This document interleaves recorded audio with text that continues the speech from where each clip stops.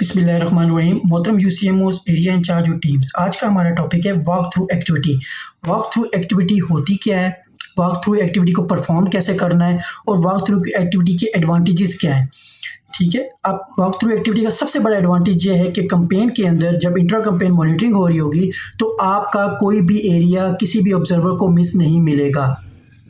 क्यों? क्योंकि आपने वॉक थ्रू एक्टिविटी प्रॉपर की होगी तो आप उनको जो तमाम टीम्स हैं वो अपने एरिया से ओरिएंट होंगी, उनको पता होगा कि उन्होंने कहाँ से काम शुरू करना है, कहाँ ख़त्म करना है, कौन सी उन्होंने पैटर्न पे काम करना है और कौन सा उनका स्टार्ट पॉइंट है, कहाँ उनका एंड पॉइंट है। उसके घर फालतू नहीं करना, ठीक है, या किसी और टीम का एरिया नहीं करना। अगर आपकी वॉक थ्रू एक्टिविटी होगी तो आपकी कंपेन बेस्ट होगी। वॉक थ्रू एक्टिविटी इस कंपेन में करने का बहुत ज़रूरी है, बहुत ज़रूरी इसलिए क्योंकि पहले हम कंपेन करते 5+2, 5 दिन कंपेन होती थी तो 2 दिन आरसी होती थी। अब हमारी कंपेन हो गई 3+1, मतलब 3 दिन कंपेन और 1 दिन आरसी। तमाम टीमों के एरिया चेंज हो चुके हैं। क्यों? क्योंकि रैशनलाइजेशन हुई है, टीमों के घर बढ़ चुके हैं। जहाँ पहले टीम 60 या 70 घर करती थी, अब वही टीम 90 से 100 या 105 तक घर कर रही है। तो आपने तमाम टीमों के स्टार्ट पॉइंट और एंड पॉइंट चेंज हो चुके हैं, उनका एरिया डिफरेंट हो चुका है। कोई भी टीम जो ट्रेनिंग लेके गई है वो ये नहीं कह सकती कि मैं अपने एरिया से 100% वाकिफ हूँ। नहीं, क्यों? क्योंकि एरिया इंचार्ज ने उनका एरिया चेंज कर दिया। अच्छा, अब आपने वॉक थ्रू एक्टिविटी कैसे करनी है? वॉक थ्रू एक्टिविटी के लिए हमारे जो रावलपिंडी कैंट के अंदर डेट मुख्तस होगी, 28/8/2025 को वॉक थ्रू एक्टिविटी करेंगे। अच्छा, वॉक थ्रू एक्टिविटी में क्या करना है? एरिया इंचार्ज यूसीएमओज ने इसमें फ़ायदा हमारे एरिया इंचार्ज और यूसीएमओज का ये है वॉक थ्रू एक्टिविटी में, अगर वो ठीक नीयत से करेंगे तो कोई भी मिस एरिया नहीं मिलेगा। इसके बाद उनको कोई मिस एरिया नहीं मिलेगा और टीम्स जो हैं उनको कंपेन के अंदर तंग नहीं करेंगी कि हम एरिया भूल गए या नहीं। क्यों? क्योंकि उन्होंने वॉक थ्रू एक्टिविटी की होगी तो वो एरिया नहीं भूलेंगे।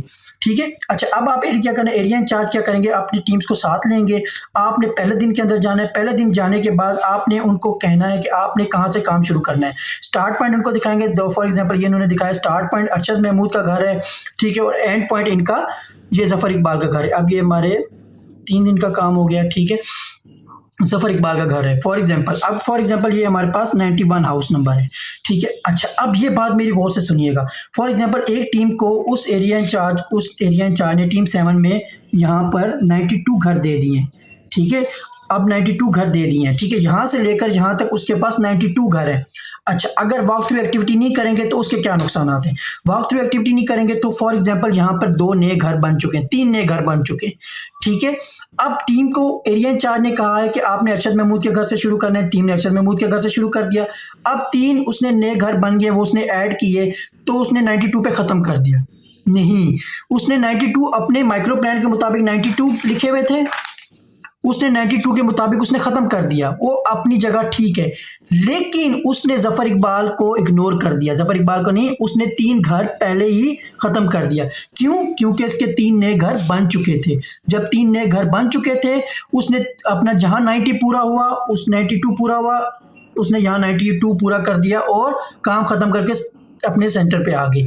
कोई भी विजिटर आएगा वो उसका स्टार्ट पॉइंट और एंड पॉइंट चेक करेगा, जहाँ जफर इकबाल नहीं होगा, मैच नहीं करेगा, तो वो क्या करेगा, इस एरिया में जाएगा, वो उसके लास्ट के 3 हाउस मिस एरिया डाल देगा, क्योंकि उसने माइक्रो प्लान के मुताबिक जफर इकबाल के घर तक मुकम्मल नहीं किया।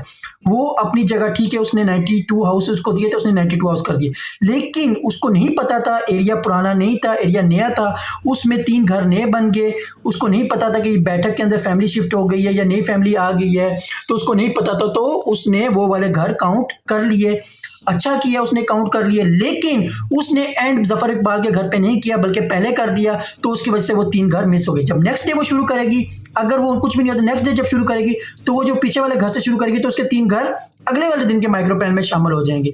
तो ये माइक्रो प्लान के मुताबिक काम नहीं होगा। कोई भी ऑब्जर्वर आएगा वो हर रोज चेक करेगा, एरिया इंचार्ज चेक करे हर रोज, start point end point match है, इसका मतलब यह है कि बीच में अंदर। अच्छा, अब स्टार्ट और एंड पॉइंट मैच है तो इसके 92 + 3 करके 4 5 6 95 कर दे। 95 घर वो करके आए। अब 95 करके आए, जफर इकबाल पे खत्म करे, अरशद महमूद पे स्टार्ट करे, जफर इकबाल पे खत्म करे और बताए कि मेरे अब 95 हो गए सर, आपने मुझे 92 दिए थे, मेरे 3 घर नए बन गए। इट्स ओके, कोई मसला नहीं। कहाँ बने? हाउस नंबर 7 के बाद बना, एक हाउस नंबर 9 के बाद बना है, और एक जो खाली प्लाट था यहाँ पे कंस्ट्रक्शन हो गया, नया घर बन गया, ठीक है, ये वैलिड होगा पॉइंट। ठीक है, अगर वो 92 करके आ गई और 3 घर उसने यहाँ भी ऐड कर दिए तो इसका मतलब उसने पहले खत्म कर दिया। वॉक थ्रू एक्टिविटी का मकसद ही यही है कि स्टार्ट पॉइंट पे लेके जाना टीम्स के दोनों मेंबर्स को, उसको पूरे एरिया में यहाँ से लेके जाना और उसको बताना कि ये एरिया आपका नहीं है, ये आपने डे 2 में करना है। फिर आपने राइट साइड जाना है, फिर ये वाली गली नहीं करनी, ये दूसरी टीम की है। फिर आपने यहाँ से यूं जाना है, इस गली में नहीं जाना, यहाँ से वापस हो जाना है और यहाँ से आपने यहाँ करते करते करते जहाँ जफर इकबाल का घर आखिरी घर पे जाकर उसको वहाँ पे डोर मार्किंग करवाएं, जफर इकबाल का एंड पॉइंट लिखवाएं। इससे आपका कोई भी घर मिस नहीं होगा। बराए मेहरबानी माइक्रो प्लान पे चेक अर्शद महमूद जफर इकबाल।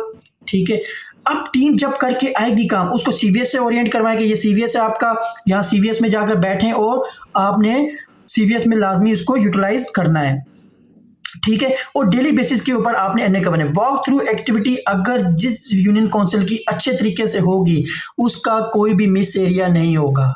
बराए मेहरबानी टीम्स को कहें कि आप वो कल वॉक थ्रू एक्टिविटी कर लें, कंपेन से पहले लाजमी वॉक थ्रू एक्टिविटी करनी चाहिए। एरिया ओरिएंट हो जाएगा उससे उसके टीम्स को, जो टीम्स हैं, जो टीम मेंबर्स हैं, उनको पता चल जाएगा कि हमने, क्योंकि हर टीम का एरिया चेंज हो चुका है, उस टीम को पता चल जाएगा कि मैंने कहाँ से काम शुरू करना है, मैंने किस रूट पे जाना है, मैंने कौन से घर करने हैं, मेरे कौन कौन से एमएमपी वाले घर हो गए हैं, उनको सर्कल करती जाएगी साथ साथ टेलीशीट के ऊपर, और उन बच्चों के नाम भी जो हैं वो उसके ऊपर एंटर करती जाएंगी जो उनकी एमएमपी की लिस्ट है। ठीक है, और फिर उसने कहाँ पे ख़त्म करना है।